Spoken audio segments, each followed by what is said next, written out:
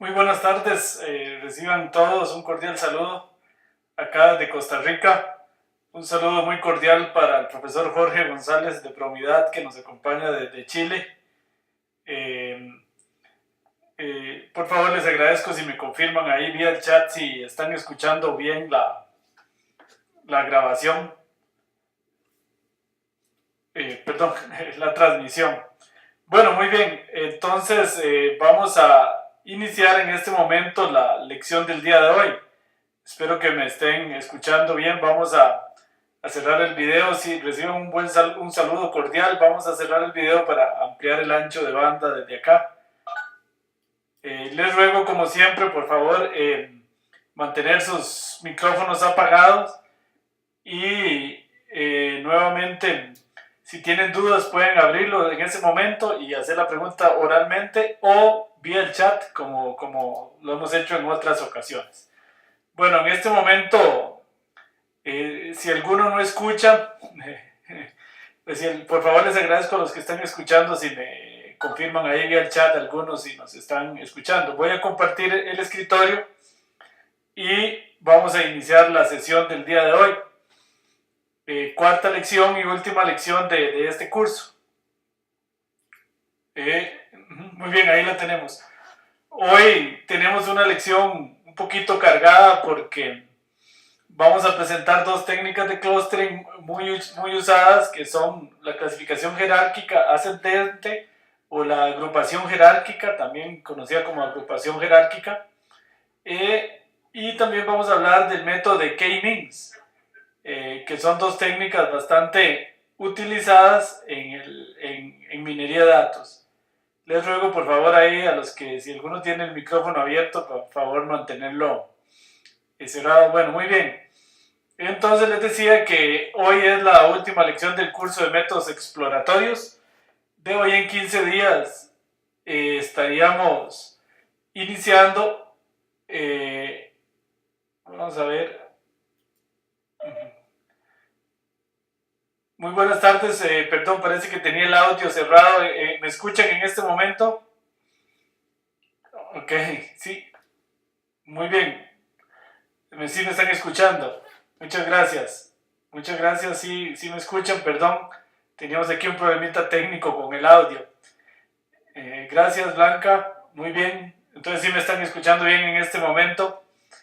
Les decía que reciban un cordial saludo aquí desde Costa Rica. Un saludo también para nuestro compañero, colega Jorge González, profesor de Promidad, quien nos está ayudando allá desde Chile en este momento.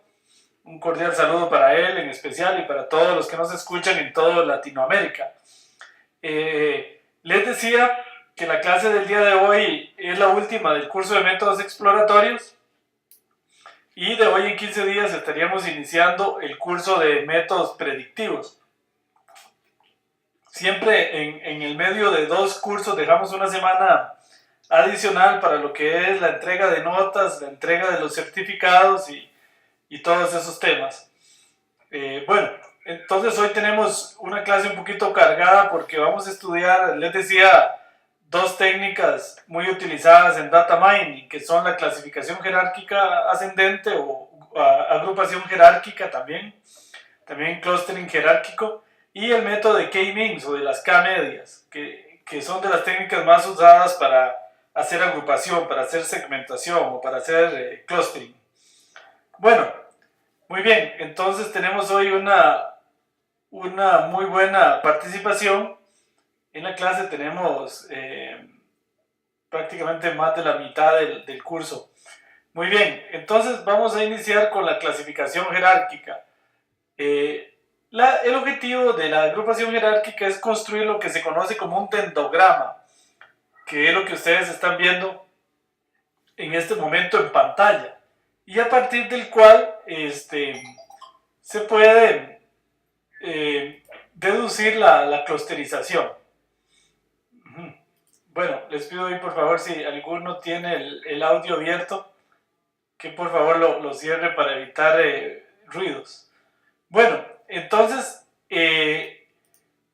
la clasificación automática en general o el aprendizaje no supervisado tiene como objetivo reconocer grupos de individuos, de tal forma que los grupos queden bien separados entre sí, es decir, bien diferenciados, y que estos individuos al interno del clúster sean lo más acoplados posibles. Entre las técnicas de clustering tenemos muchas. Bueno, ya vimos la semana anterior el análisis en componentes principales, que puede ser utilizado como un método de reducción de la dimensión o como un método de clustering. Entre otros métodos muy conocidos está la clasificación jerárquica, o también conocida como agrupación jerárquica, que es la que vamos a estar estudiando el día de hoy, y el método de las K-medias, o K-means en inglés, que son muy conocidos. Esas son las dos técnicas que vamos a estudiar el día de hoy. Bueno, el objetivo, como les decía, del cluster análisis o de la agrupación, en general, es encontrar grupos como los que están viendo en pantalla, clusters o agrupaciones, que sean lo más acopladas a lo interno posible, y que estos clusters, perdón, se me fue aquí para abajo, es que tengo un poquito de ruido ahí de parte de algún compañero. Les ruego por favor mantener ok, ya, los micrófonos cerrados. Bueno, entonces les decía que el objetivo es que el clúster a lo interno, los puntos queden aquí lo más acoplados o lo más cercanos posibles a lo interno, y que estos clústeres entre sí, estas distancias entre clústeres, lo que se llama la inercia intraclases, sea lo más grande posible. Es decir, que los clústeres estén lo más alejados posibles y a lo interno lo más cohesivos posibles. También es objetivo del cluster análisis muchas veces identificar atipicidades, como estas que estoy marcando en ese momento, para usualmente quitarlas del estudio y evitar que afecten los análisis. Este es el objetivo en general del cluster análisis o de los métodos de agrupación. El día de hoy vamos a estudiar, como les decía, la clasificación jerárquica o agrupación jerárquica y el K-means. Vamos a empezar con la clasificación jerárquica. El objetivo, como lo vemos aquí en pantalla, es a partir de una tabla de datos, como la que hemos estado usando en todo el curso, con los individuos en las filas y las variables en las columnas, una tabla de individuos variables o objetos variables, como lo ponemos acá, construir lo que se conoce como un dendrograma. Y a partir de este dendrograma o árbol binario, hacer un corte y poder identificar los clústeres. Eso es de lo que se trata. Vamos a entrarle en detalle. Bueno, por ejemplo, acá estamos viendo estos datos que en cierta manera pareciera haber dos grupos ahí. Lo que el método de clasificación jerárquica hace es lo siguiente. Me dice Blanca que está escuchando mal, pero por ahí me reportan que están escuchando bien. Tal vez revise por ahí, Blanca, que en su computadora, a ver si tenemos algún problemita. Vamos a ver si en este momento me escucha mejor. Bueno, ok, Blanca, muchas gracias. Entonces les decía que acá estos son los dos primeros individuos que se agrupan, porque el método de clasificación jerárquica lo que hace es calcular las distancias entre los individuos. Luego se agrupan esos dos individuos, D y E, que marcamos en verde, y de terceros se agrupan el individuo B con el clúster A y C, y finalmente se agrupan todos. Vamos a ir viendo un poco cómo es que sucede eso, cómo se hace eso. Ok, esta agrupación que acabamos de hacer, en la que los dos primeros individuos que se unen son A y C, se representan en un dendrograma de esta forma. A y C son los dos primeros en unirse, como estamos viendo acá. Luego en verde D y E, y luego en rojo se unen A y C con B. Y este número hacia arriba, por ejemplo acá que está como aproximadamente 1.3, significa cuál fue la distancia entre esos individuos. En este caso entre D y E la distancia es aproximadamente 1.3. Entre A y C la distancia es 1 a la que están ellos. Y la distancia a la que se unió, perdón, ahí se me fue para adelante, a la que se unió B con el grupo CD es aproximadamente casi, digamos que prácticamente 2. Ok. Esa distancia, me pregunta Julio, ¿de qué depende? Ya vamos a ir viendo poquito a poco cómo se calcula esa distancia. Bueno, esa es básicamente la idea, pero vamos a ir poco a poco. la idea, bueno, vamos a iniciar con una tabla de datos igual a la que usamos para el análisis en componentes principales. El ejemplo clásico que hemos venido utilizando en el curso es esta tabla en la que tenemos en las filas los individuos y en las columnas las notas, matemáticas, ciencias, historia y educación física. Entonces, tenemos una tabla de estas. Entonces, lo primero que se hace, como vimos acá atrás, y que preguntaban ahora en el chat, es calcular las distancias de todos contra todos, para ver cuáles son los dos que están más cerca, y así sucesivamente. Entonces, a partir de acá necesitamos lo que se conoce como la definición de una disimilitud, o una distancia, una manera de medir la distancia entre esos individuos. Una disimilitud o una distancia entre individuos no es más que una función que toma dos individuos y es el conjunto de individuos o de filas. Entonces toma dos individuos y les asigna un número entre 0 y más infinito.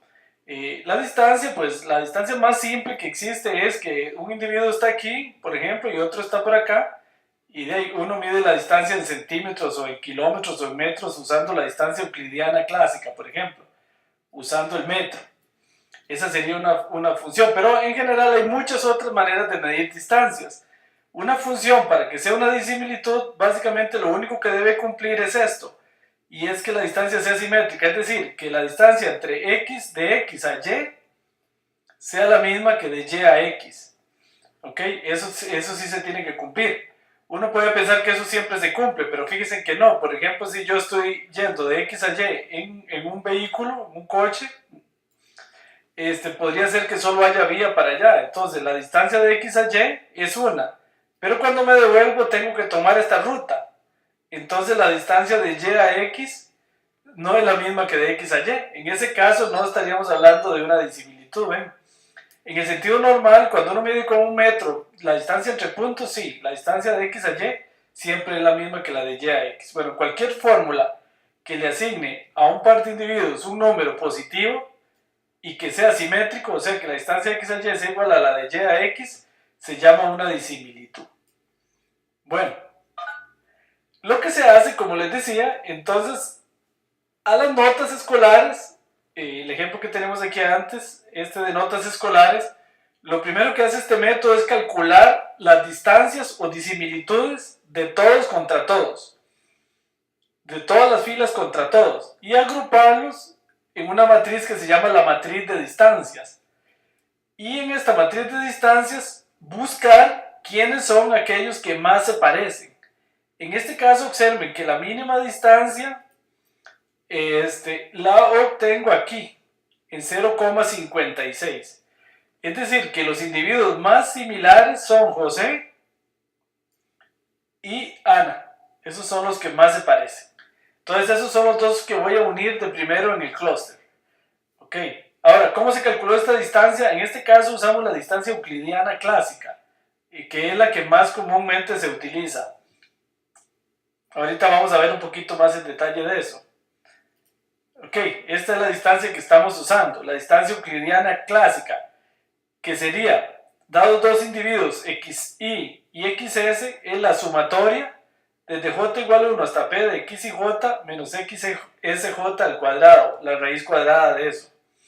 Esa distancia euclidiana, si no entienden muy bien la fórmula, es simplemente la distancia que se hace cuando uno usa el metro en línea recta. Esa es la distancia euclidiana. ¿Ok? Entonces se calcula de la siguiente manera. Vean la distancia entre Luis y Pedro. Entre Lucía y Pedro, por ejemplo. Entre estos dos primeros. Se calcularía así, vean. Es muy fácil. 7 menos 7.5 sería 0.5.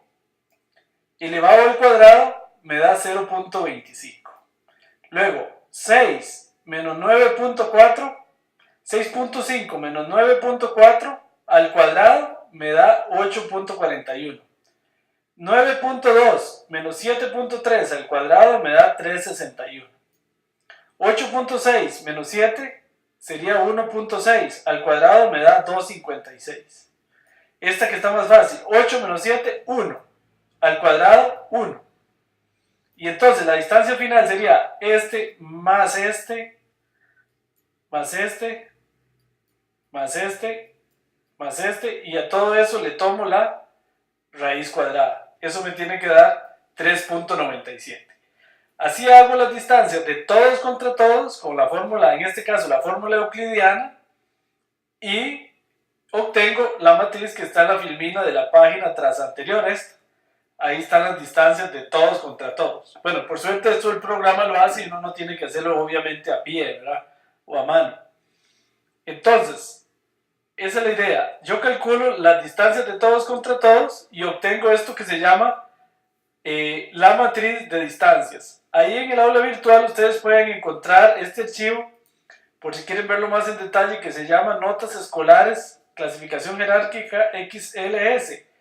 Ahí yo en un Excel lo hacemos completamente a pie, para que si alguno quiere entender la fórmula de cómo se va calculando cada una de estas distancias. Ahora RCommander automáticamente, por ejemplo, por dentro Factor Minor hace ese cálculo. Okay, pero en ese Excel lo pueden ustedes revisar si desean verlo con mayor detalle. Bueno, hay muchas otras distancias. Por ejemplo, esta es parecida a la distancia euclidia, la distancia euclidiana de las varianzas. Esta distancia divide aquí entre la varianza. Esa tiene un efecto importante, y es que si los datos están medidos en distintas escalas, entonces los estandariza antes de calcular las distancias. Eso es muy importante porque generalmente la clasificación jerárquica, si uno no estandariza los datos, y si los estandariza el resultado es distinto. Por eso en clasificación jerárquica se recomienda siempre estandarizar la tabla de datos antes de hacer el cálculo. En este caso no se hace, no es necesario porque todas están en la misma escala. Pero por ejemplo, si yo aquí tuviera una nota en escala de 1 a 10, por ejemplo esta, y esta en escala de 1 a 100, hay problemas porque estamos hablando de unidades medidas distintas. Entonces sería bueno o cambiarlas todas a la misma escala o estandarizar la tabla, que sería dividirla entre la desviación estándar, y mejor aún si se centra y se reduce. Bueno, eso es lo que hace esa tabla. Bueno, ¿cómo se construye el árbol? A partir de esta tabla de datos, la idea es construir este dendrograma que estamos viendo aquí. Esta es la tabla de datos, se construye este dendrograma, y en el dendrograma yo identifico, haciendo un corte, por ejemplo, aquí, identifico 3 clústeres, el clúster C1, el clúster C2 y el clúster C3. Pero bueno, les voy a explicar en detalle cómo se pasa de aquí a aquí, esto que estamos indicando en la flecha. Vamos a ver cómo se hace. Bueno, entonces, paso número 1, a partir de esta tabla de datos, calcular la matriz de distancias. Aquí tenemos la matriz de distancias. Una vez que se tiene la matriz de distancias de todos contra todos, se identifican los dos más cercanos. ¿Okay? En este caso, los dos más cercanos son José y Ana, que se unieron a una distancia, ellos están a una distancia de 0.56. Entonces aquí lo que yo hago es unir en este primer escalón del árbol a Ana y José. Y esta medida que está aquí, esto que está acá, mide exactamente, esta altura mide 0.56. ¿Ok? Entonces, esos son los dos primeros que se unen. Luego, busco, perdón, ahí se me fue para adelante. Luego busco, en este caso que está bien montadito, lo siguiente que hago, busco los siguientes dos que más se parecen. En este caso son José, Carlos y Andrés, a una distancia de .65. Entonces yo uno a Carlos y Andrés acá en esta agrupación, y esta altura aquí mide 0.66. Ya está ahí unida a la segunda pareja. Ok, entonces ahí se une la segunda. Ahora vamos con la tercera. Busco luego los terceros más cercanos. Vemos que, perdón, ahí se me está moviendo el mouse sin querer. Los terceros más cercanos son Inés y Pedro, a una altura, a una distancia de 1.34. Entonces aquí, Inés y Pedro, aquí están Inés y Pedro, a una altura de 1,34, que es esto. Esto aquí tiene que medir más o menos 1,34. Ok, y así sucesivamente. Luego busco la cuarta pareja más parecida, en este caso María y Lucía, a 1,39. Entonces aquí se me unen Lucía y María. Estos se unen a una altura de 1,39, que sería esta. Ok, luego, así sigo, la quinta pareja en este caso, que serían Sonia y Luis. Sonia y Luis están entonces, Sonia y Luis, ya un poquito más altos, a 1,89, casi 2, que es la distancia a la que están ellos. ¿Ok? Muy bien. Ahora ahí tengo un detalle interesante y que incluso puede ser más complejo, como les voy a explicar más adelante. Pero bueno, en este ejemplo se unieron todos en parejas primero, pero ahora ya todos los individuos por sí mismos, como individuos unitarios, se unieron. Ahora tengo que ver cómo uno estas parejas. Ahora, en ese tengo un problema, y es que ya la distancia no es entre individuos, sino entre parejas. Entonces, ¿cómo sé cuál de estas parejas se une con cuál de las otras parejas primero? Ahí entonces tengo que calcular la distancia entre conjuntos, entre dos conjuntos de individuos, como estoy marcando acá. Entonces, ahí estoy ante una nueva definición que necesito, y es cómo calcular las distancias entre conjuntos. Para eso se usan los conocidos índices de agregación. Un índice de agregación es muy similar a una disimilitud. Nada más que aquí este índice va de partes de i, cruz partes de i a 0 más infinito. Es decir, toma dos conjuntos, esto sería el conjunto de subconjuntos de i, el conjunto de subconjuntos de i, y le asigna un número entre 0 y más infinito. Es una función entonces que tiene que dar un número positivo, que tiene que ser simétrica y cuya distancia entre un conjunto y sí mismo debería dar 0. Tiene que cumplir esas tres propiedades para hacer una agregación. Entonces, las agregaciones más comunes son la agregación de Ward. ¿Qué es lo que hace? La agregación de Ward es como una distancia entre los centros de gravedad. Sería algo así. Si estos son los conjuntos, entonces se calcula el centro de gravedad de cada clúster y se calcula la distancia entre estos centros. Esa sería la agregación de Ward, que es para calcular, como están viendo, distancias entre conjuntos. Otra distancia que se usa es la distancia conocida como el salto mínimo. La distancia del salto mínimo es la mínima distancia entre dos elementos de cada conjunto, que sería como se muestra en este gráfico. Esta sería la mínima distancia entre esos dos grupos, esta es la mínima distancia entre esos dos grupos, y esta es la mínima distancia entre esos dos grupos. Es la distancia mínima que puede establecerse entre dos elementos de cada uno de los dos conjuntos. Eso se le conoce como el salto mínimo. Está el salto máximo, que en el gráfico lo podríamos ilustrar como la distancia máxima entre dos individuos. Por ejemplo, entre este clúster y este parece que la distancia máxima es esta. Entre este clúster y este parece que la distancia máxima es esta. Y entre este clúster y este la distancia máxima pareciera ser esta. Este sería el salto máximo, la distancia máxima posible. Y la distancia de los promedios es una distancia muy buena, pero muy difícil de calcular. Y es como decir, calcular las distancias de todos contra todos y luego promediar. Por eso se llama el promedio de las distancias. Simplemente, perdón, uno calcula aquí las distancias de todos contra todos y promedia. Bueno, muy bien. Bueno, entonces aquí, usando una distancia como esa, resulta que los dos grupos que se unen primero son Ana y José contra Pedro y Inés, que es esto que está pasando aquí. Y se unen a una agregación de aproximadamente 2, un poquito menos. Esos son los dos primeros grupos que se unieron, ya como grupos, como conjuntos.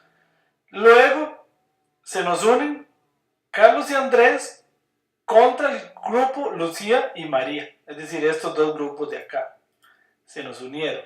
Y se nos unieron a una altura también de aproximadamente 2, un poquito más que la anterior.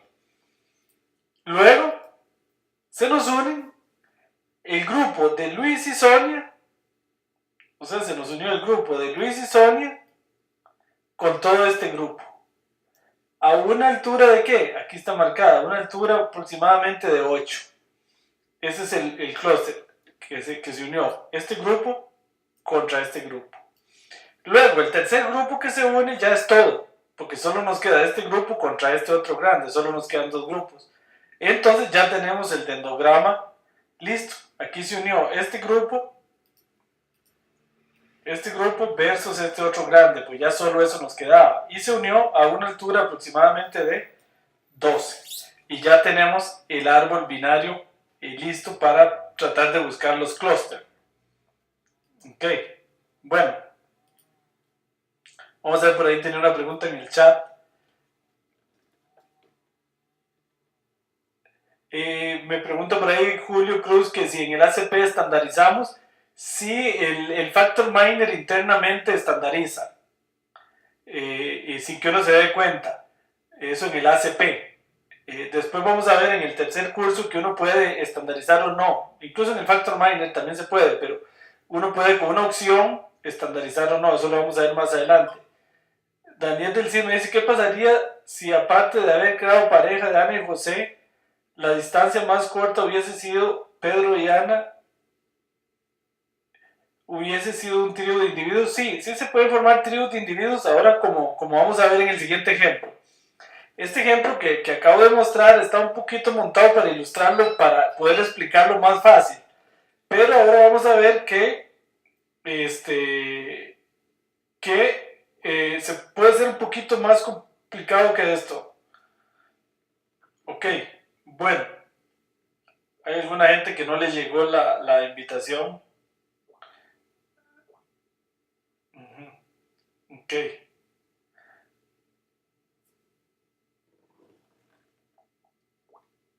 Ok, un momentito acá.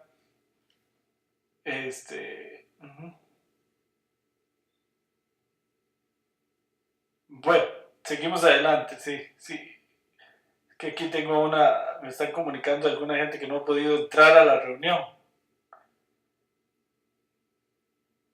Para enviarle aquí una invitación, un momentito. Alguien que me está mandando otro correo acá.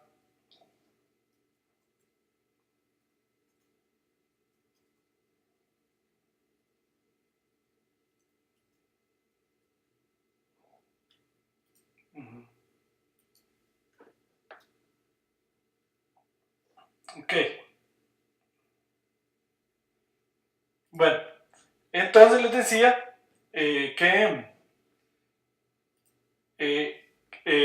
que puede ser más complejo que como lo hice en este ejemplo. Y les voy a ilustrar este ejemplo.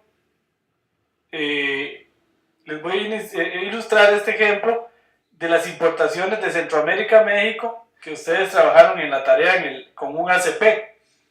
En este ejemplo, la cosa se complica un poco más y no se unen parejas por parejas, que es lo que me está preguntando Daniel del Cid, ¿verdad? En el ejemplo anterior lo hice así para ilustrar un poquito más fácil. Aquí les voy a explicar, vean, digamos que calculo las distancias de todos los años contra todos los años, porque aquí los individuos son los años.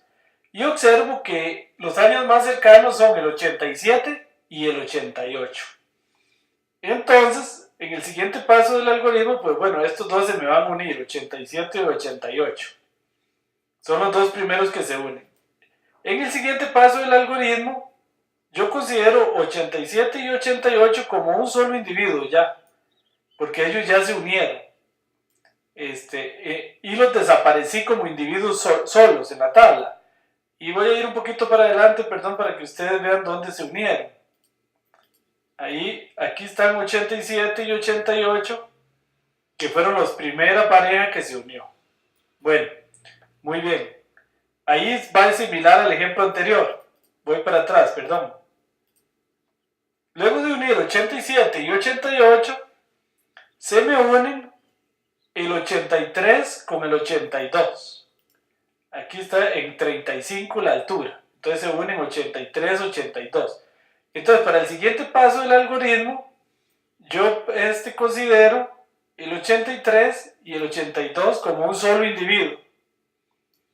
Y desaparezco a los dos por separado. Entonces voy a ir a mostrarles en el árbol, perdón que me vaya para adelante. Voy a mostrarles en el árbol. Entonces aquí están. Estos fueron los siguientes que se unieron, 83 y 82. Ok, entonces vamos a ver quién se une luego. Ok, luego en el siguiente tiro, aquí pasó lo que me decía Daniel del CIT en la pregunta, y es que aquí se me están uniendo el año 83 y 82, no, aquí es lo mismo que vimos antes, 83 y 82, muy bien. En el siguiente tiro, igual se une una pareja, 87, vamos a ver, aquí se me están uniendo el 86, aquí vean lo que pasa, es lo que decía Daniel, se me une el 86 con el 87, 88, es decir, se une un año solo con una pareja. Y entonces se me forma, como él decía, un trío. Entonces desaparece este y pasa a nacer un trío. Como él decía en la pregunta, aquí hay un trío, 86, 87, 88.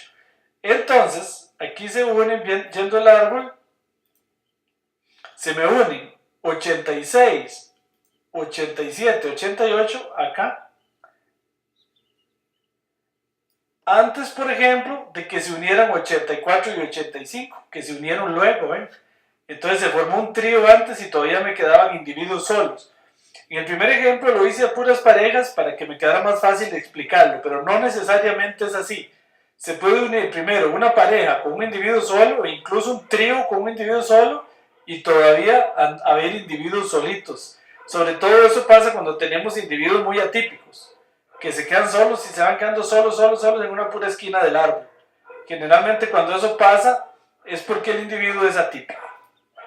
Bueno, ahí seguimos con el árbol, ahí se los dejo para que ustedes lo analicen, pero eso es lo que les quería ilustrar con este ejemplo. Y aquí está el árbol binario que se forma en el caso de los países, y aquí hay 3 clústeres más o menos identificados. Bueno, muy bien. Entonces ahí está el algoritmo. Para aquellos que le quieran entrar más a la computación, uno lo podría programar a pie. Pero bueno, no vamos a entrar en este detalle, sino que el algoritmo funciona como les expliqué anteriormente. La idea siempre nuestra y en los cursos de probabilidad es que ustedes entiendan qué es lo que está pasando por detrás de los programas y de los métodos. No simplemente utilizarlos en el software sin una comprensión a fondo, relativamente a fondo, por lo menos del algoritmo o de la mecánica. Bueno, vamos a hacer un ejemplo aquí con una tablita de datos para que entiendan mejor la mecánica. Supóngase que se tienen los siguientes valores. Ya está la tabla de distancias entre 4 individuos, X1, X2, X3, X4, digamos Luis, María, Pedro y José, por decir algo. Y ya estas son las distancias de todos contra todos. Entonces, una vez que yo tengo la matriz de distancia, lo primero que tengo que identificar son los dos más cercanos. Claramente en esta matriz el mínimo está en 1. Eso significa que los dos primeros que se unen son X2 y X1. Entonces se me unen X2 y X1 y si veo aquí el árbol, aquí está el árbol, estos son los dos primeros que se unen a una altura de 1. Ok, voy para atrás entonces. Luego, entonces se unieron X2 y X1. Luego, entonces X2 y X1 pasan a ser una pareja. y como individuos desaparecen. Este desaparece, este desaparece, esto desaparece y esto desaparece. Y yo tengo que calcular la nueva distancia de x1, x2 con los individuos de x3 y x4 que sí quedaron. Y si usamos la distancia del salto mínimo, entonces la agregación del salto mínimo para calcular la distancia entre este conjunto versus x3 y x4, entonces yo digo lo siguiente, vean. Voy a quitar eso que me está manchando ahí, que yo mismo puse. La distancia mínima, la distancia de x1 a x3 era 3. La distancia de x1 a x4, la distancia de x1 a x3 era 3. Y la distancia de x2 de x1 a x3 era 3 y la distancia de x2 a x3 era 2. Entonces, aquí yo cojo el mínimo de esos dos. Este corresponde al mínimo. ¿Por qué? Porque estoy usando la agregación del salto mínimo. Entonces, para calcular la distancia de x1 a x2 contra x3, calculo cuál es la mínima de x1 contra x3 y x2 contra x3, que sería x2. Ok, ahora, ¿de dónde sale este 2.5? Ahora ocupo calcular la distancia de x1 a x2. ¿Cuál era la distancia de x1 con x4? 5.5. Y la distancia de x2 con x4, 4.5. Entonces yo me quedo con la mínima distancia, que es 4.5, con la mínima de estas dos. ¿Ok? Si fuera el salto máximo, me quedo con 5.5 y aquí me quedo con 3. Aquí iría un 3 y aquí iría un 5.5. Pero como es salto mínimo, me quedo con 2 y 4.5. La distancia entre x3 y x4 queda igual. Es la misma que yo tenía aquí, ¿verdad? Ahí no hubo ninguna variación. Bueno, y finalmente se une, de esta matriz, ahora tengo que ver dónde está el mínimo. ¿Dónde está el mínimo? Está acá en 2. Entonces yo uno x1, x2 contra x3 a una altura de 2. Entonces se une x1, x2 contra x3 a una altura de 2. Y eso me forma esta unión, que unió a x1, x2 contra x3 a una altitud de 2. Ok. Bueno, muy bien. Tengo ahí por un problemita de feedback.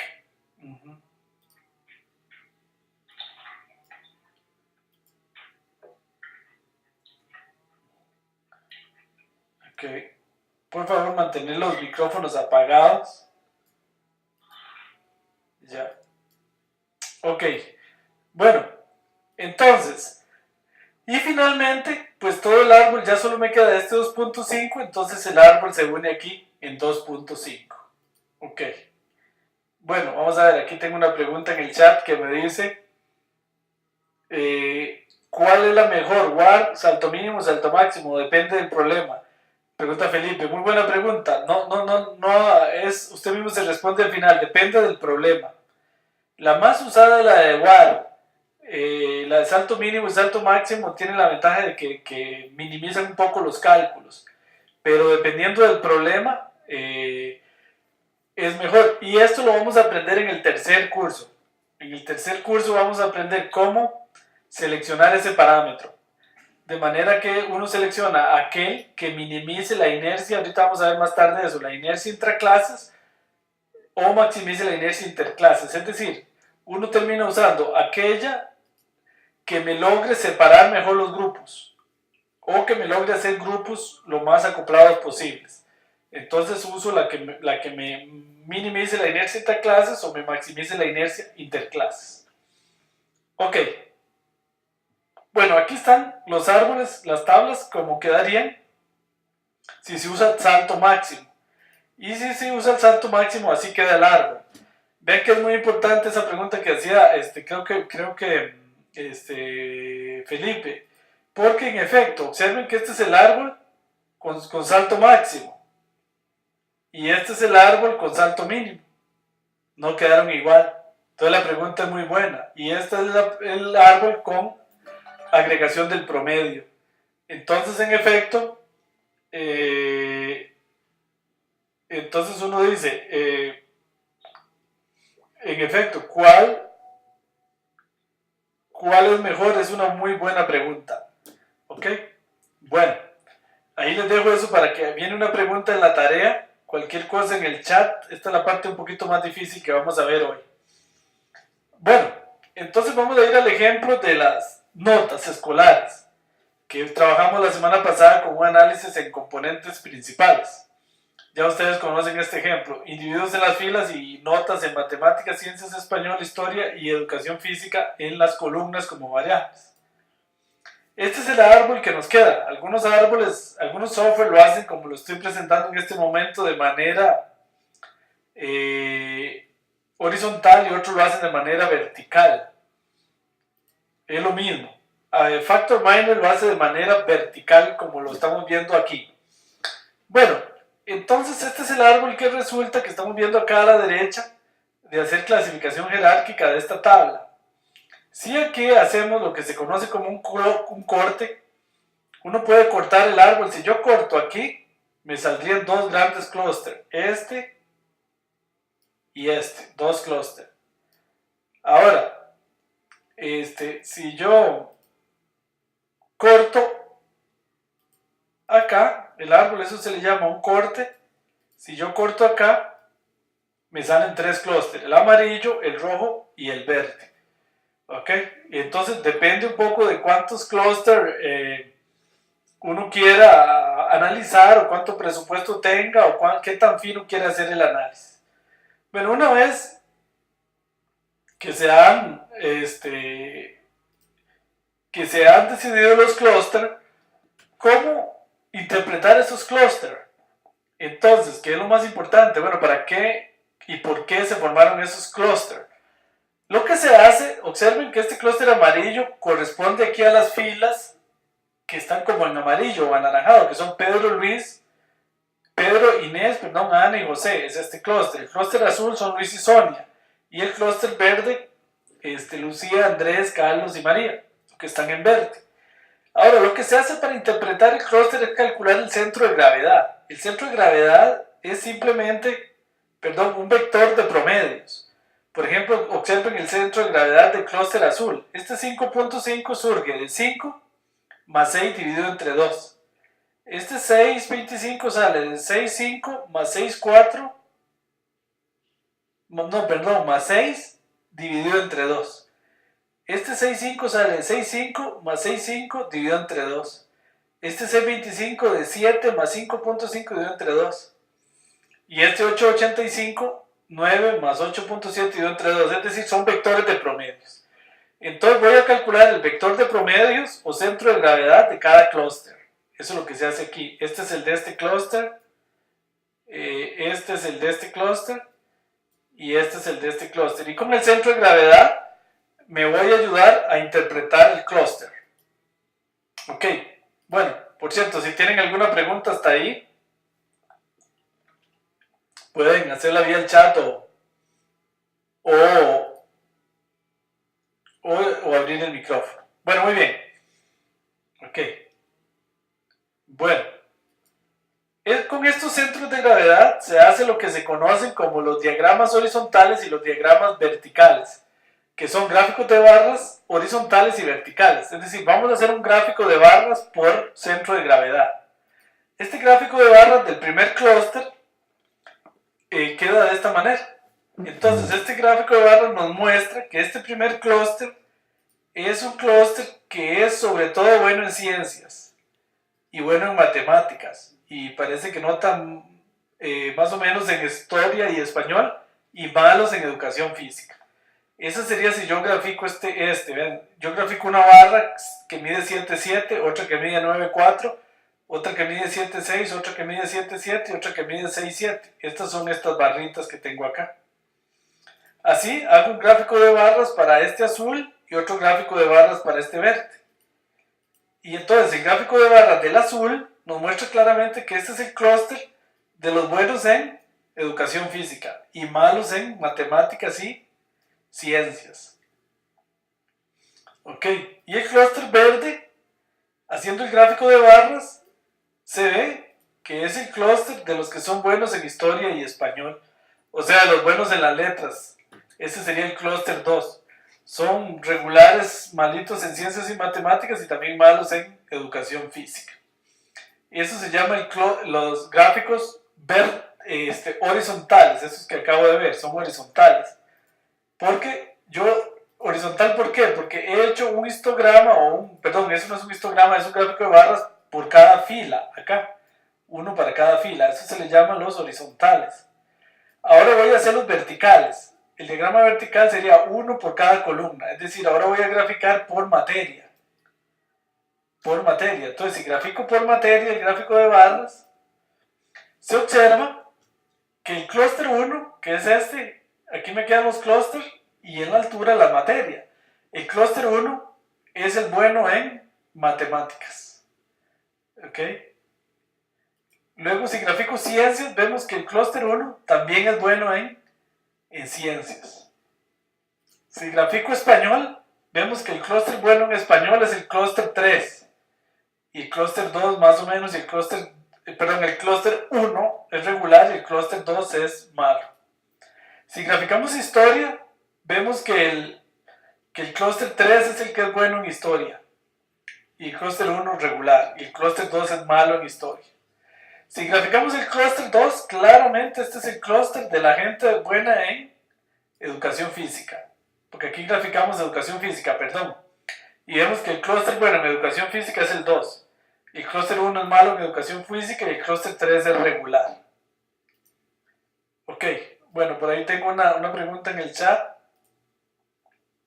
Me dicen, ¿se llama interpretación vertical cuando se analiza por variable y no por individuo? Sí, es vertical cuando se analiza por variables y horizontal cuando se analiza por centros de gravedad de los clústeres. Ok. Y se hace un diagrama que es el mejor de todos, que es la unión de ambos en un solo gráfico, que esto se puede hacer en R o aquí yo los estoy haciendo en Excel. Y es un gráfico en el que se hacen ambos gráficos horizontales y verticales en un solo gráfico. Esto lo hicimos en Excel. Observen aquí que entonces aquí van por materias, cada uno de estos corresponde a una materia y los colores, el color anaranjado, como recordarán ustedes, el color anaranjado, perdón que voy para atrás, el color anaranjado es el clúster 1, el clúster 2 es el azul y el clúster 3 es el verde. Entonces, aquí entonces observamos que definitivamente en matemáticas el clúster 1 es el bueno y el clúster 3 es regular y el clúster 2 es malo. En ciencias queda claramente establecido que el clúster 1 es el que es bueno en ciencias. El clúster 2 es el más malo y el clúster 3 es regular. En español, el clúster mejor es el 3. En historia, el clúster mejor es el 3 también.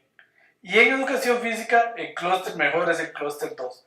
Este diagrama es el mejor de todos porque me permite hacer los diagramas horizontales y verticales al mismo tiempo. Y evita los clústeres, los gráficos horizontales o verticales por sí mismos a veces son engañosos porque puede haber un efecto de escala ahí que engañe un poco. Entonces aquí veo todo al mismo tiempo, lo cual me garantiza no tener un efecto de que la escala me está engañando. Bueno, muy bien. Si comparamos el análisis de componentes principales con la clasificación jerárquica, en este ejemplo vemos que nos da exactamente igual. Este es el clúster verde, corresponde a este. El clúster azul corresponde a las mismas personas y el clúster amarillo. Y de hecho las interpretaciones son básicamente las mismas también. Recuerden que el clúster azul era el que eran buenos en educación física y malos en todo lo demás. Aquí, en la clasificación jerárquica, obtuvimos la misma conclusión. Básicamente nos quedaron los mismos clústeres y la misma interpretación. Ahora, eso no siempre es cierto. No siempre es cierto que la clasificación jerárquica nos va a dar igual que el análisis en componentes principales, exactamente igual. Porque son métodos diferentes. Lo que sí es cierto es que los resultados deberían ser similares. Similares pero no idénticos, porque la metodología es muy distinta. Claro que en este ejemplo de las notas de estudiantes nos dan iguales porque es un ejemplo que nosotros montamos. El colega Javier, tenemos un colega de la UCR muy adrede, muy bien hecho para que la interpretación y las separaciones de los clústeres es muy clara. Entonces es un ejemplo bien bonito, muy académico, pero en la realidad a veces no es tan fácil ni da exactamente igual, ni tiene por qué dar exactamente igual. Vamos a ver, tengo una pregunta ahí en el chat. Dice generalmente, dice Jacqueline Flor, ya que generalmente en marketing le ponemos a los clústeres nombres que los caracterizan. Ajá, sí, exacto. Y sí, eso que dice Jacqueline es una buena idea. A los clústeres uno les puede poner nombres ya para interpretarlos. Qué sé yo, por ejemplo, el clúster de los anaranjados, aquí le podríamos poner los buenos en las ciencias. El clúster verde es los buenos, si mal no recuerdo, déjenme ver si. Sí. El clúster amarillo sí es bueno en ciencias y matemáticas, digamos que son los del lado científico. El clúster verde son los buenos en historia y español, entonces podríamos decirle el clúster de las letras. Y el clúster azul es el clúster de los deportes. Entonces sí, para efectos de marketing es muy buena, eso se acostumbra mucho, ¿verdad? Para poder explicarle a alguien con mayor facilidad el por qué se formaron esos segmentos o qué significan esos segmentos. Entonces de ahí que sea tan importante la interpretación. De ahí que sea tan importante en un ACP el círculo de correlaciones o en una clasificación jerárquica poder hacer los diagramas horizontales y verticales. Sí, muy buena observación, Jacqueline, excelente. Ok, bueno, si tienen alguna otra pregunta, bueno, aquí tengo una de Daniel, dice, Daniel me dice, ¿cuál de los dos métodos es mejor, el de componentes principales o el de clasificación jerárquica? Depende del objetivo. El ACP es mejor en el sentido de que yo puedo ver literalmente las agrupaciones, puedo ver una foto de los datos. Sin embargo, cuando yo tengo muchos datos, ya esos gráficos no tienen mucho sentido. La clasificación jerárquica podría ser mejor en contextos en los que se tienen un poco más de datos. La clasificación jerárquica tiene la ventaja también de que da los clústeres, mientras que el ACP yo tengo que buscarlos visualmente y la clasificación jerárquica me da los clústeres. Esta es otra ventaja de la clasificación jerárquica. Ahora, depende del análisis, por ejemplo, en análisis psicométricos y ese tipo de cosas es mejor, al psicólogo le gusta ver más los datos, ver la foto de los datos. Si uno solamente le interesa tener los clústeres, es mejor una clasificación jerárquica. Así que no podría decir que uno es mejor que el otro. Depende del objetivo y del análisis que uno esté haciendo. Si el objetivo, por ejemplo, es simplemente reducir la dimensión de los datos para agilizar otro tipo de cálculos, es mejor el análisis en componentes principales. Si uno quiere reducir la dimensión, por eso se llaman métodos de reducción de la dimensión. Ok. Bueno. Por ahí Jacqueline dice, en algunos casos K-medias es mejor. Justamente dentro de un ratito vamos a ver el K-medias. Dentro de un ratito vamos a ver el K-medias. Ella me habla también del análisis discriminante, pero que el análisis discriminante más bien es un modelo predictivo, como vamos a ver en cursos más adelante. Bueno, vamos a ver cómo se hace el análisis en componentes principales en Factor Minor. Entonces, aquí viene explicado en las filminas paso a paso para que ustedes lo hagan luego. Ok, yo les voy a explicar de una vez con este ejemplo del servicio al cliente que ya hemos visto en otras ocasiones. Entonces se lo voy a hacer acá en el software de una vez con el ejemplo del servicio al cliente. Digamos que aquí tenemos ya cargado el Factor Miner, como lo están viendo en pantalla en este momento. Voy a ir a cargar la tabla de datos, voy a importar los datos. Aquí tengo nombres en las columnas, el separador es el punto y coma. Recuerden que esto es vital, ¿verdad? Hacerlo bien. Y el separador de espacios es punto y coma y el separador decimal es la coma. Voy a ir y me traigo los datos. El ejemplo el ejemplo, el que vamos a ver es el ejemplo,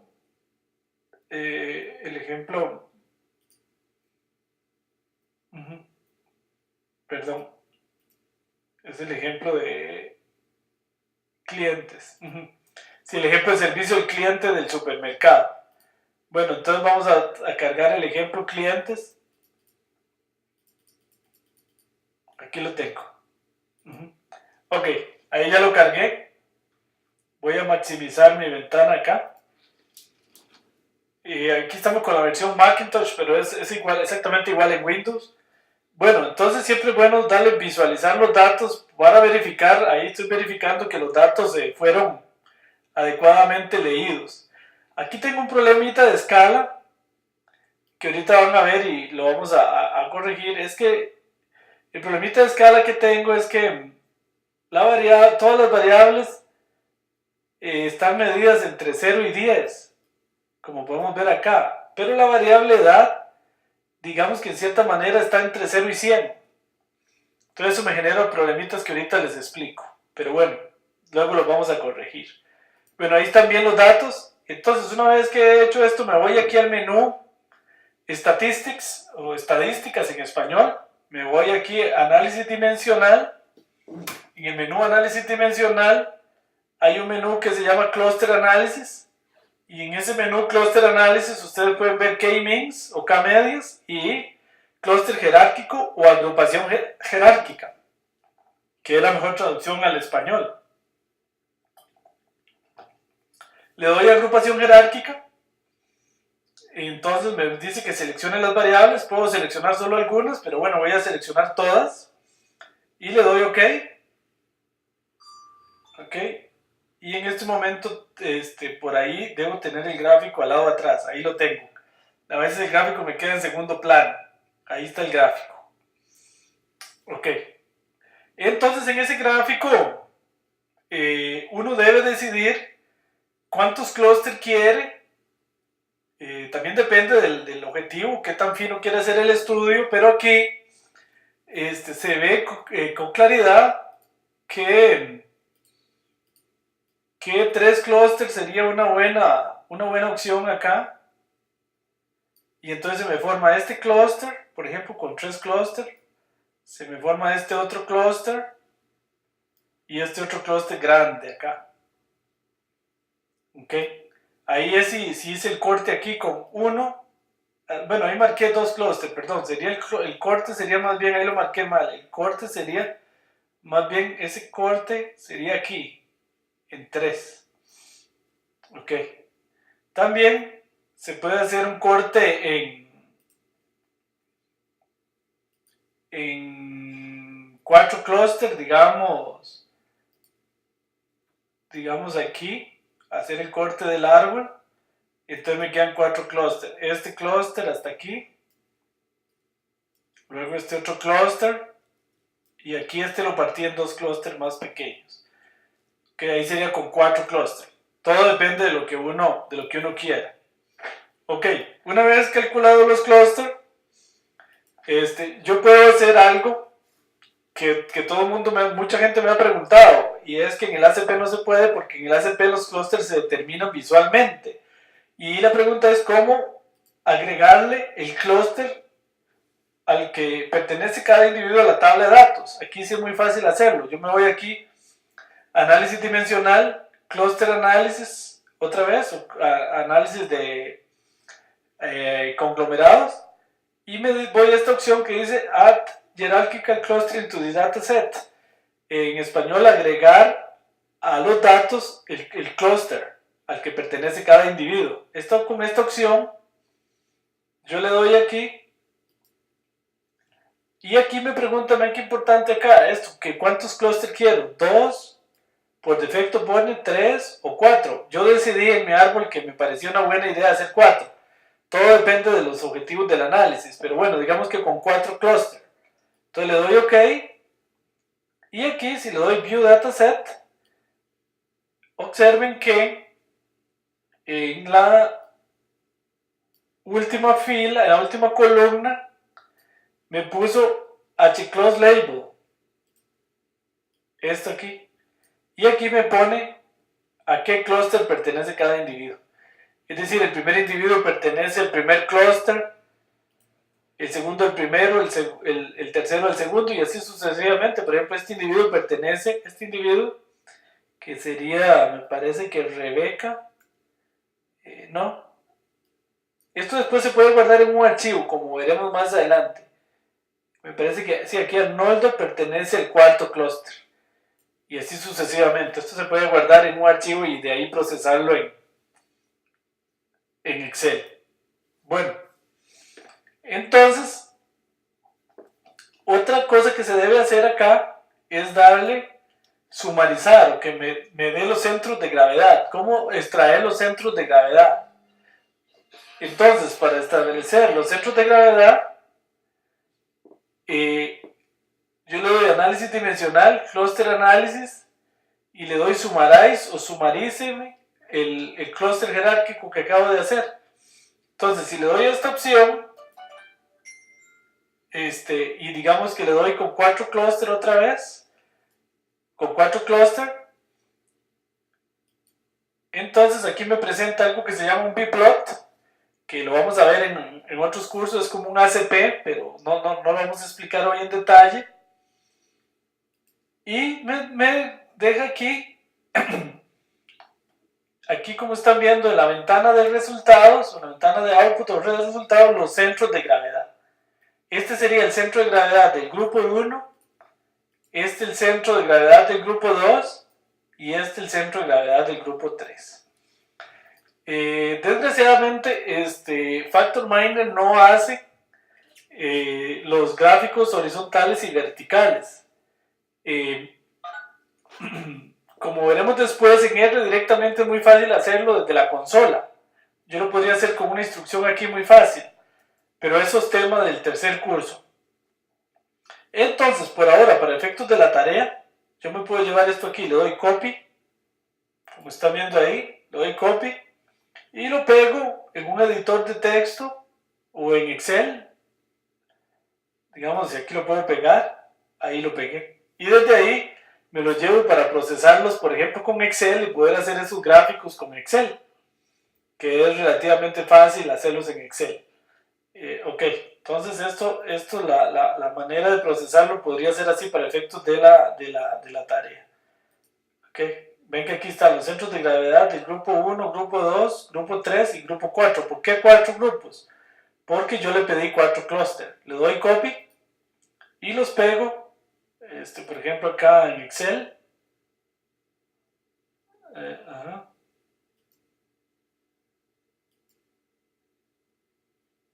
Ok.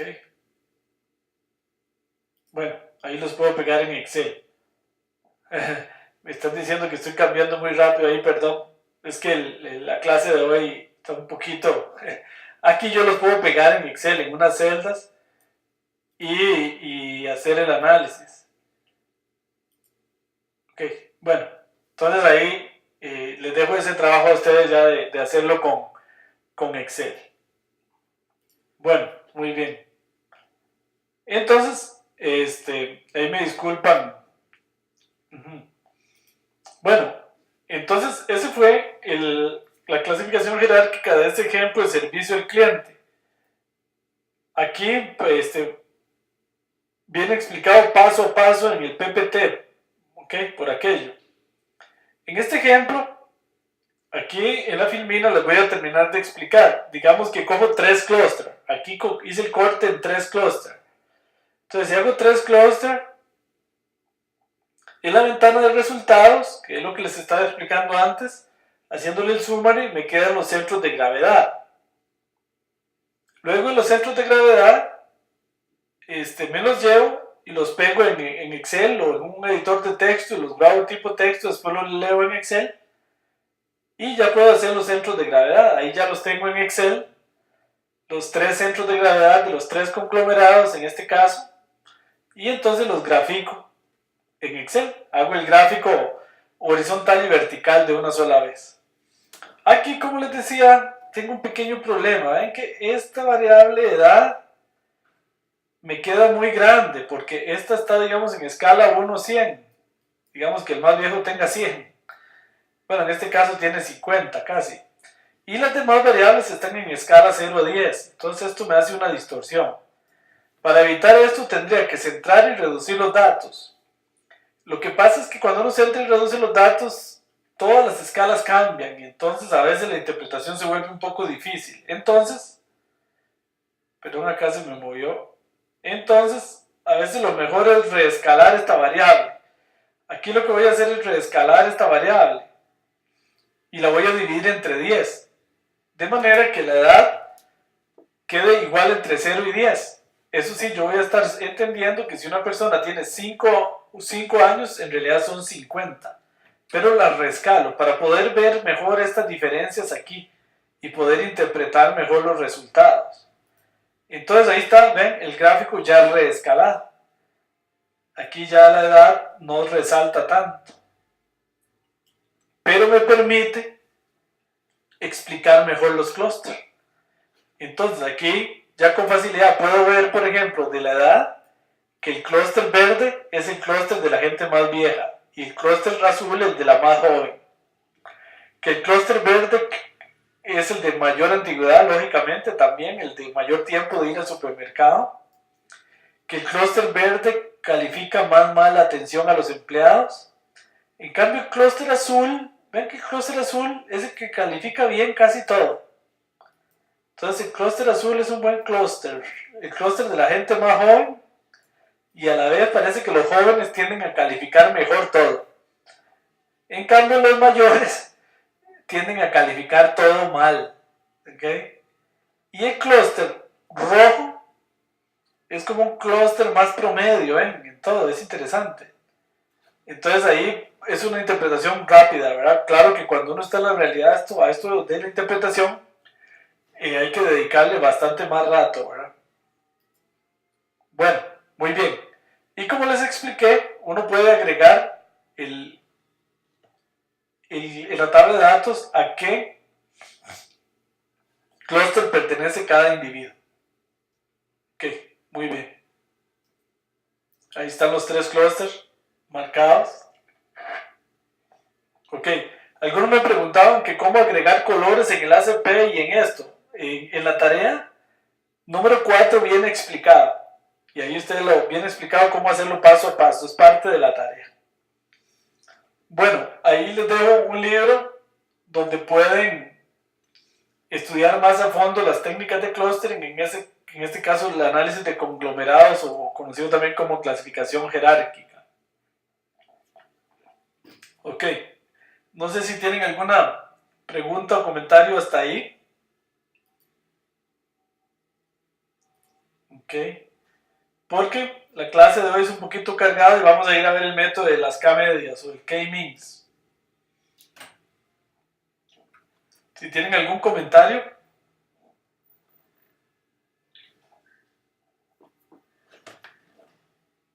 Bueno, si no, con mucho gusto vi el chat. Los dos métodos estudiados hasta ahora, el ACP y la clasificación jerárquica, ambos tienen el problema, más el ACP y un poco menos de la clasificación jerárquica, que con grandes tablas de datos muy grandes, ninguno de los dos funciona. Una clasificación jerárquica, por más computadora que uno tenga, más allá de 5.000 individuos, difícilmente lo procesa una computadora. Porque tiene que calcular las distancias de todos contra todos, lo cual es 5.000 al cuadrado, lo cual sería demasiado. Entonces el método de K-means o K-medias es un método que trata de solventar ese problema. Trata de alguna manera encontrar los clústeres, pero con un mejor tiempo de ejecución. Sin embargo, tiene sus problemas también. Como todo en la vida, nada es perfecto. Pero bueno, les puedo decir que en la práctica, cuando uno ya tiene más de 5.000 datos, definitivamente lo único que se puede aplicar es K-means o K-medias. Por eso es el método que en la práctica se utiliza más, ya para hacer segmentación en serio, ¿verdad? Cuando uno tiene 1,5 millones de filas, con K-means se procesan con facilidad en R, no hay ningún problema. Pero eh, tiene sus bemoles, como les decía, y les voy a tratar de explicar seguidamente. Bueno, la idea del K-means, conocido también en Francia como el método de las nubes dinámicas, es un método de clustering cuyo objetivo es el mismo, obviamente, que el de la clasificación jerárquica, que es obtener clases lo más homogéneas posibles que estén suficientemente separadas. Es decir, clases lo más homogéneas posibles y lo más separadas posibles a la vez. Es decir, a eso se les llama, usando ya un término más técnico, la inercia intraclases o la distancia intraclases. Es decir, que los puntos en cada clase queden lo más pegados posibles. Eso es el objetivo, minimizar eso. Y a la vez, también se quiere que los clústeres entre sí sean lo más separados posibles. La distancia entre los clústeres sea lo más separada posibles. A eso se le conoce como la inercia interclúster o la inercia interclases. Entonces, la inercia interclúster debe ser máxima y la inercia intraclúster debe ser mínima. Ese es el objetivo de cualquier método de clustering. El objetivo del K-means es el siguiente. El primer defecto que tiene K-means es que este K que aparece aquí significa el número de clúster que uno quiere. Entonces, el primer gran defecto del K-means es que ese K yo tengo que darlo a priori. Entonces, eso es un problema porque yo a priori es difícil saber como cuánta es la cantidad idónea de clúster, porque no puedo ver los datos porque son muchos. No puedo ver el dendrograma, que también ayuda mucho porque no se puede construir. Entonces, pero tengo que darle el K a priori. Ese es el primer gran problema. Ok. Ahora, en este ejemplo que les estoy acá mostrando, les estoy explicando el algoritmo. Digamos que vamos a tomar K igual 2. K igual 2, 2 clústeres. Entonces, otro gran problema del K-means es que él inicia al azar. Aquí forma 2 clústeres al azar de los datos. Entonces, ¿qué pasa con esto del K-means? Como empieza al azar, armando clúster al azar, random, puede ser que yo lo corro una vez y lo corro 2 veces y el resultado no es el mismo. ¿Ok? Bueno, eso es un problema. Más adelante en el cuarto curso vamos a ver algunas técnicas como el conocido codo de Jambu, que ayuda a resolver y solventar un poco sobre todo el problema del K. Ok, y vamos a ver unas técnicas también llamadas formas fuertes para tratar de evitar el hecho de que uno lo corre una vez y 2 veces y 3 veces y el resultado no es el mismo. Pero eso lo vamos a ver hasta el tercer curso, hasta el cuarto curso. Bueno, entonces el K-means empieza, con 2, en este caso digamos que tomamos K igual 2 clústeres. Entonces él encontró 2 clústeres aquí, al azar, el clúster celeste y el clúster azul. Luego calcula el centro de gravedad de cada clúster. Este que está en rojo sería el centro de gravedad de cada clúster. Luego calcula la distancia de todos los puntos contra esos centros de gravedad. Y si un punto le queda más cerca de otro centro, lo cambia. Por ejemplo, este punto rojo que estoy señalando está más cerca de este centro que del que él pertenece. Entonces este punto celeste lo voy a pasar a ser azul. Este punto también. Este punto está más cerca de este centro que de este. Entonces lo cambio. Y luego recalculo el centro de gravedad, como sigue. Vean. Ok, ven, este punto lo reasigné y lo pasé a ser azul. Y este punto lo reasigné y lo pasé a ser celeste. Y vuelvo a calcular los centros de gravedad. Y así sigo. Vuelvo a calcular la distancia de todos contra los 2 centros de gravedad y reasigno. Si queda más cerca de otro centro, lo cambio. Y así sigo a asignación centraje. Por eso se llama de asignación centraje hasta que el método se estabilice. Es decir, hasta que de un paso a otro no cambie mucho la configuración. O hasta que la inercia intraclase sea mínima o la inercia interclase sea máxima. Observen cuál es la ventaja de esto. Aquí yo calculo la distancia de todos solo contra 2. Porque uno calcula la distancia de todos contra los centros de gravedad.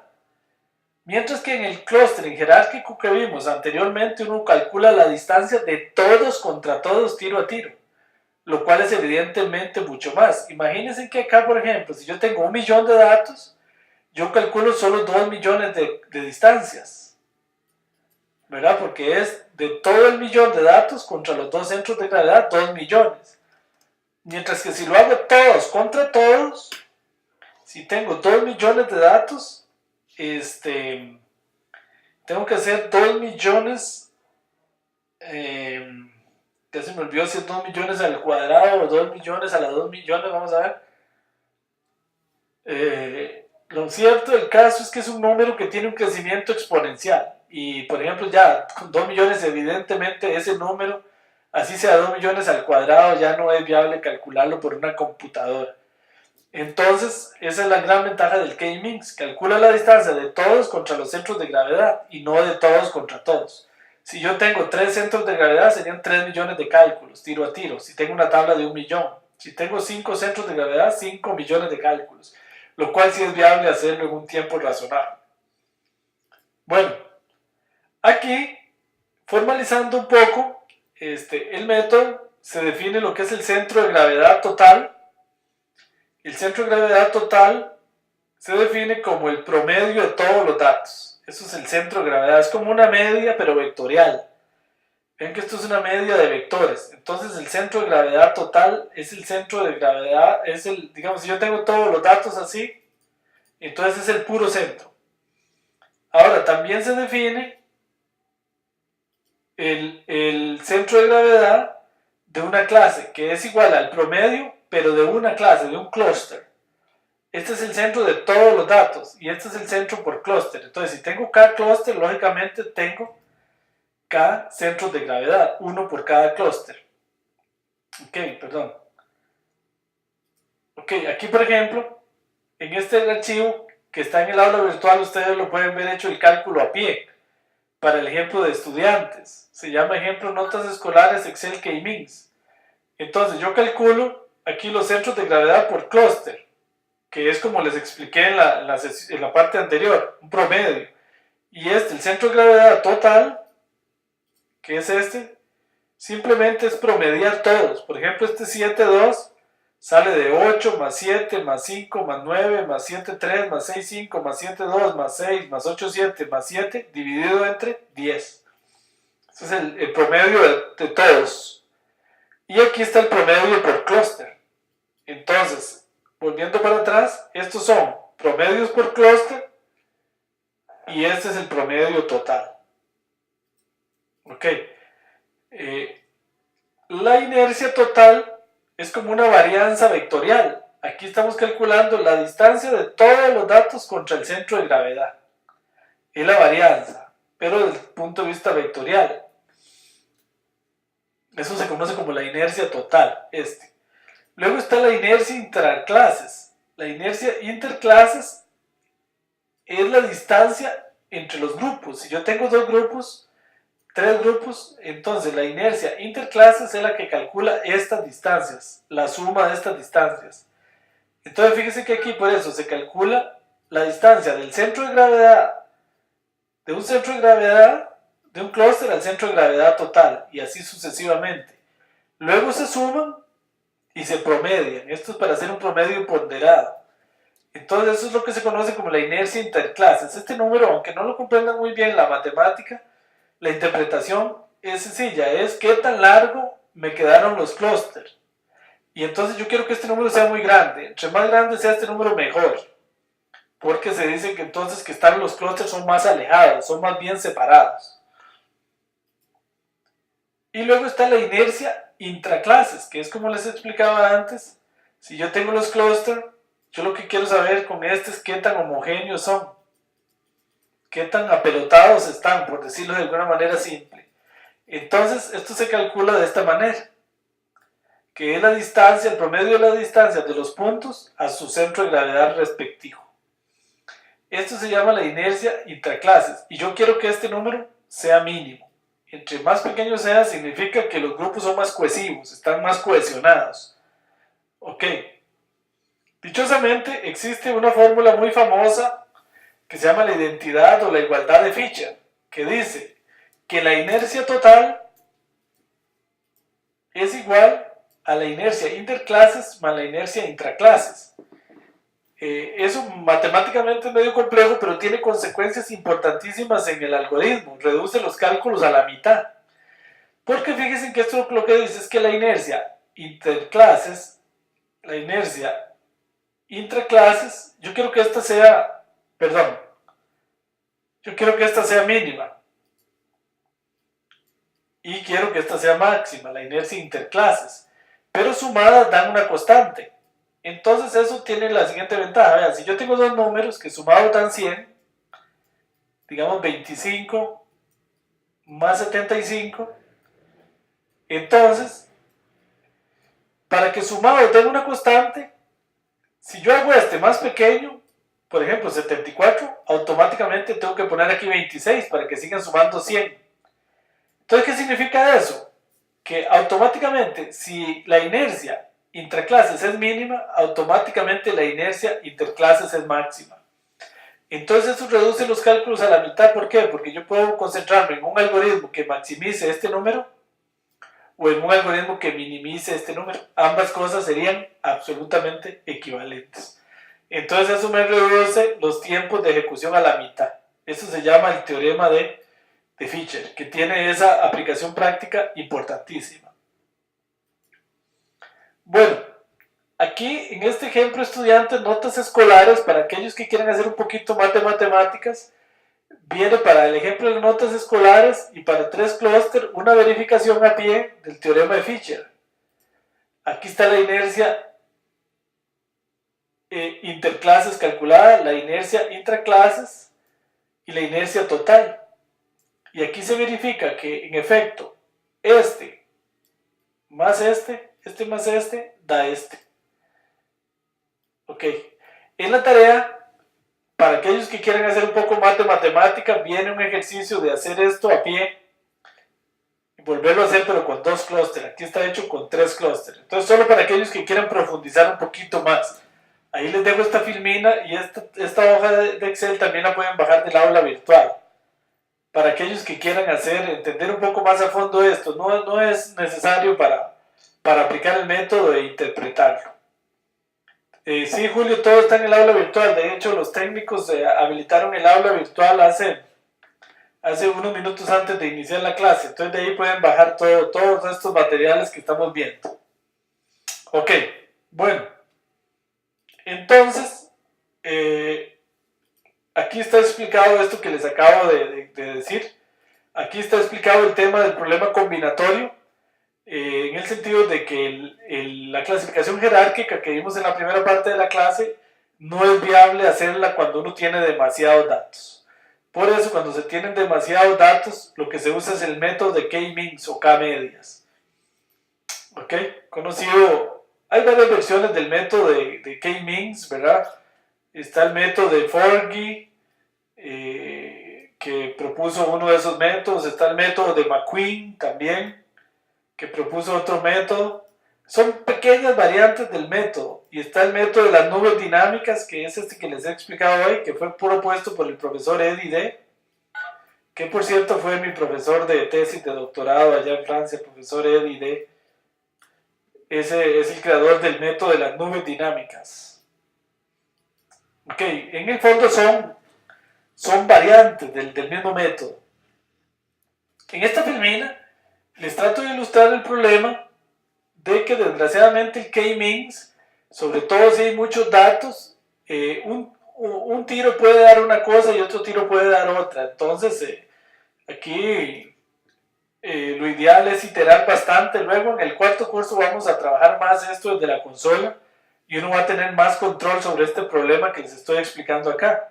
Acá, por ejemplo, en esta corrida me dio un clúster rojo, este azul y este verde. Entonces, como se pueden ustedes ver, esta es una solución mala, porque los verdaderos 3 clústeres eran este y este. Esta era una mejor solución. Esta también es una solución mala. Bueno, aquí lo que pasa es que va iterando hasta que en la sexta iteración encuentra la mejor solución, que es estos 3 clústeres. Ahora, esto aquí puede pasar que si uno tiene 2 millones de datos y le digo use 100 iteraciones, de se queda en una solución mala como esta. Entonces hay que iterar suficiente para encontrar una buena solución. De un método de K-means con 2 o 3 millones de datos podría durar media hora o una hora ejecutándose.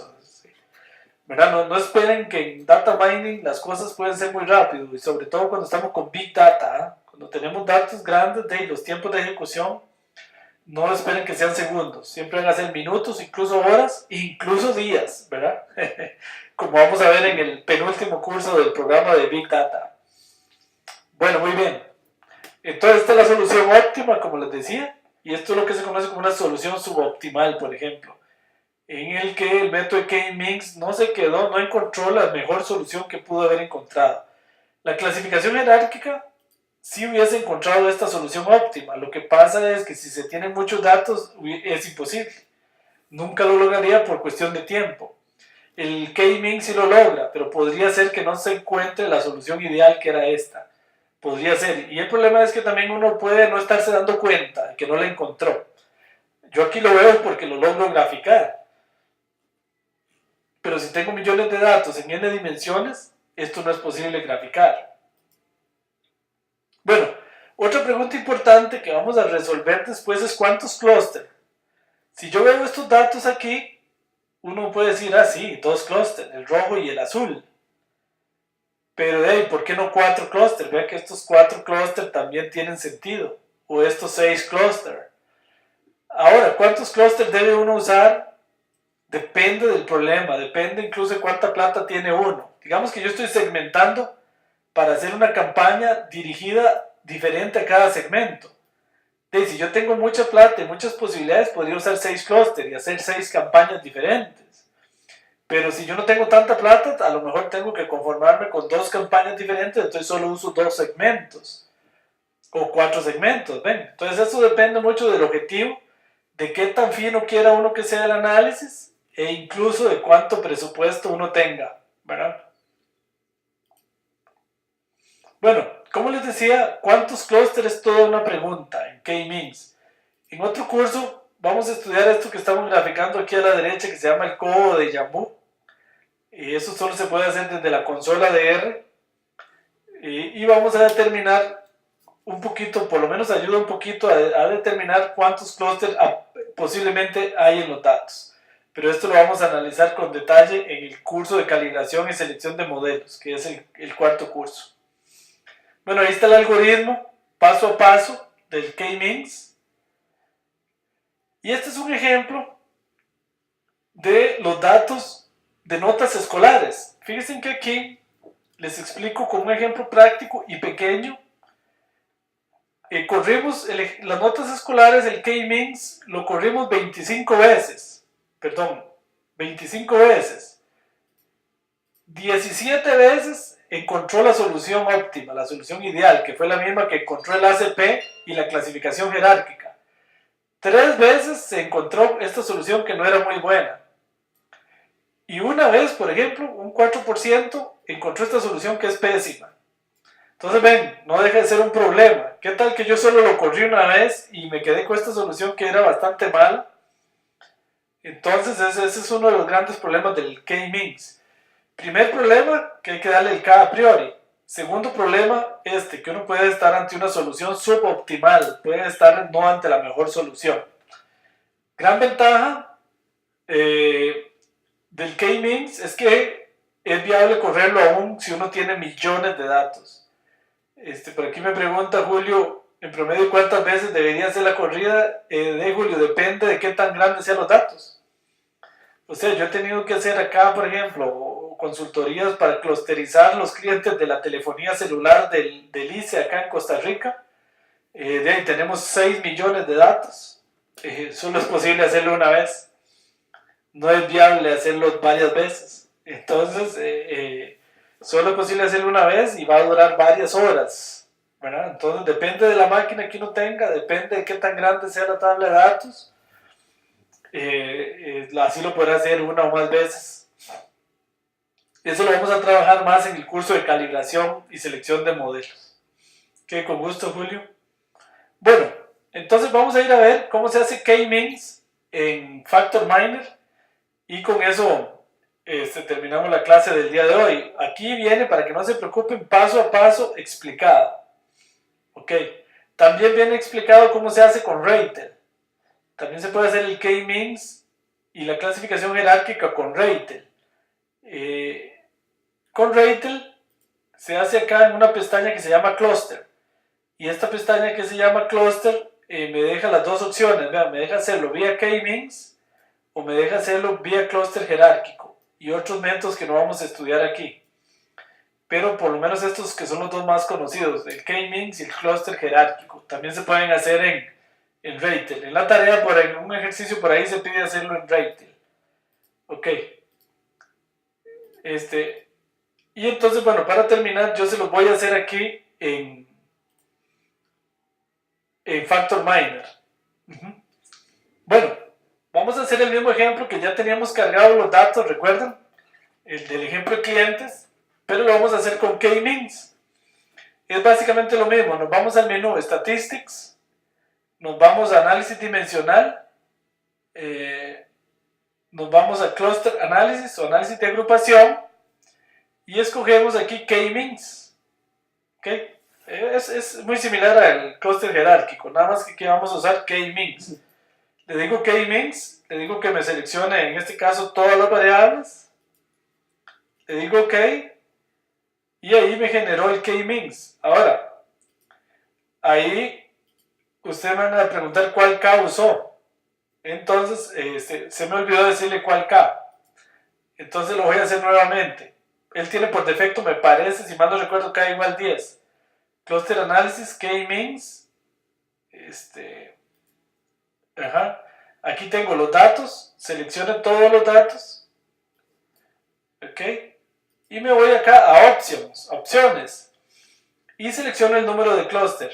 Bueno, por defecto en esta versión tiene 10 clúster. Entonces digamos que le voy a decir que haga 3 clúster. Número de semillas. Esto es importante para el inicio aleatorio.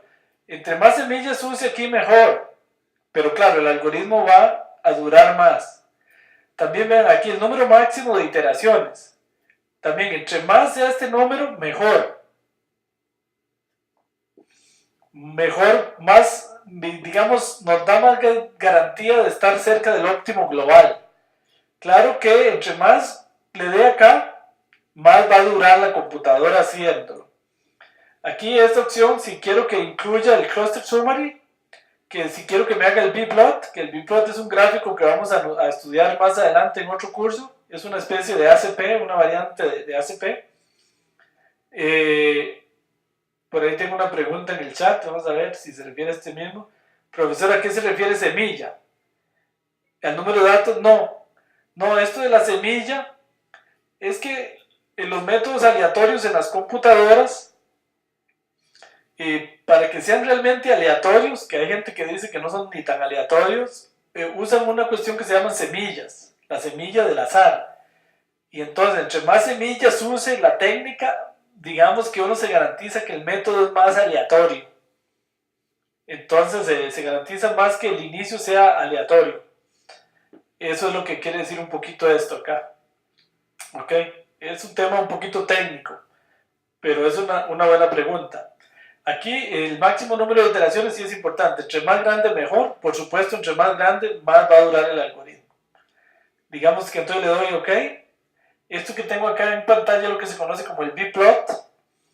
Este B-Plot es como, para explicarles aquí un poco, es como una especie de ACP. Él me dice que aquí quedó el clúster 2, aquí quedó el clúster 3 y aquí quedó el clúster 1. Entonces vean que el clúster 3 es como el de mayor edad. La variable edad es la que está jalando el clúster 3. Y aquí si yo me pongo a analizar las variables, puedo explicar por qué se formó un poquito el clúster 1 y por qué se formó el clúster 3.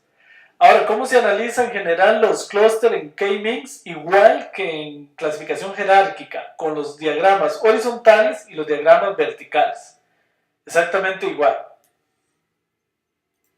Ok. Entonces aquí, si yo me voy a Statistics, análisis dimensional nuevamente, clúster análisis,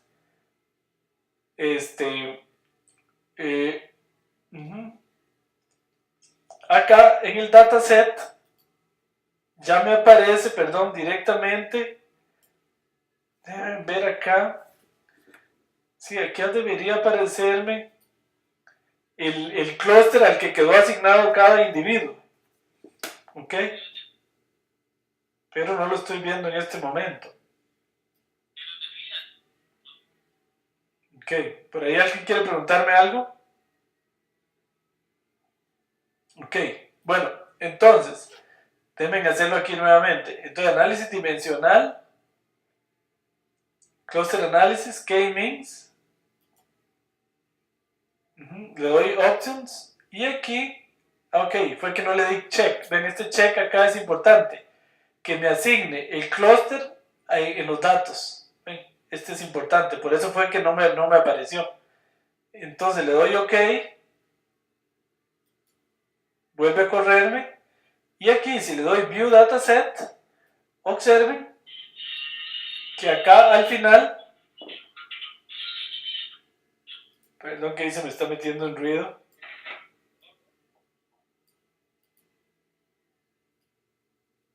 ok, entonces observen que acá al final me quedó el K-means, aquí tengo el H-clustering y el K-means, entonces aquí me dice a qué clúster asignó cada individuo el método de K-means, ¿lo ven? Esto es muy importante, aquí tengo el clúster del K-means en la última columna, este es que lo había puesto antes, recuerdan, el de clasificación jerárquica. Entonces no se les olvide el darle check ahí donde a mí se me olvidó darle check. Después acá en el summary, también en esta parte aquí donde dice cluster centers, me deja los centros de los clusters. ¿Okay? Estos datos que están aquí son el centro de gravedad para el clúster 1, 2 y 3. Entonces, igual con estos datos yo los puedo copiar, me voy y los pego, por ejemplo, en un Excel, o los proceso y los logro meter a Excel. Digamos, aquí los podría meter en un archivo de texto y después meter a Excel. Y entonces con estos hago los diagramas horizontales y los diagramas verticales y le hago la interpretación a los clústeres. Exactamente igual que como la hice en K-means, ¿ok? No voy a repetir esa parte, pero es igual, ¿verdad?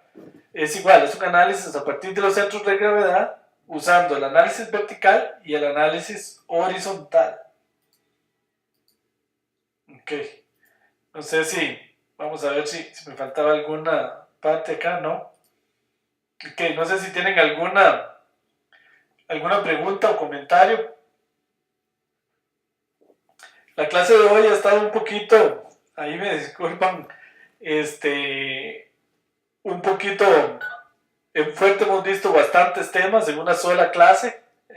Siempre esta clase en este curso queda un poquito cargada, pero bueno, así es. Hemos visto dos de las técnicas más importantes en lo que es conglomerados, que son la técnica de clustering jerárquico y K-means. En la práctica, en la mayoría de los casos, ya cuando se está ante datos reales, vuelvo y les repito que se usa el K-means, a pesar de todos los inconvenientes que vimos antes. Pero bueno, lo que pasa es que si uno tiene mucho volumen de datos,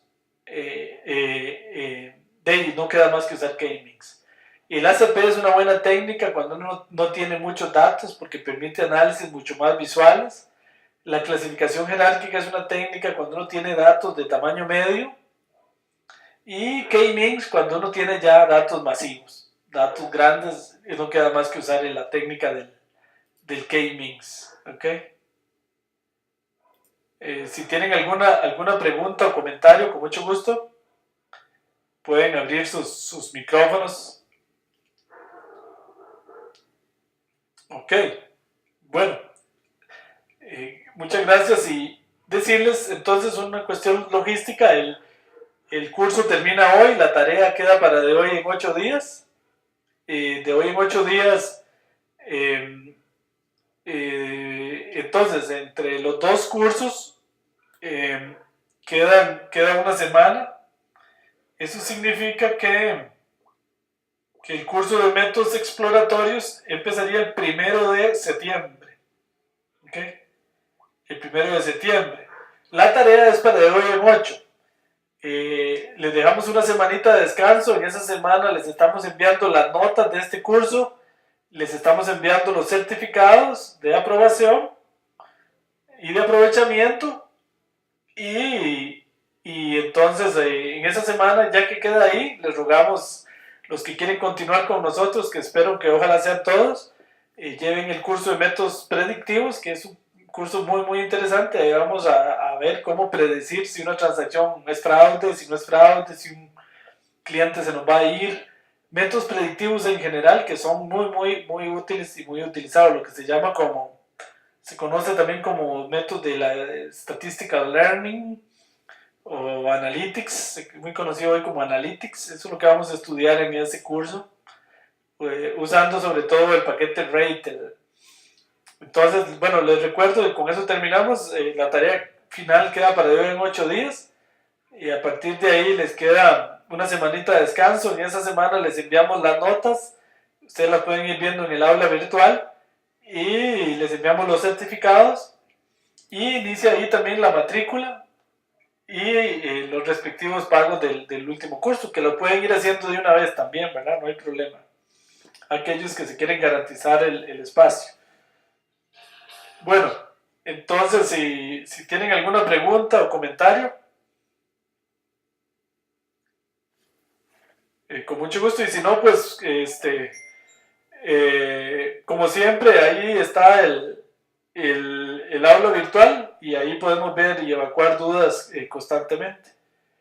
Bueno, muy buenas tardes, un gusto haberlos visto el día de hoy y con eso terminamos la clase y el curso. Un gusto haberlos tenido a todos, esperamos que se continúen con nosotros, ojalá hasta el final del programa experto. Muchísimas gracias, nos vemos.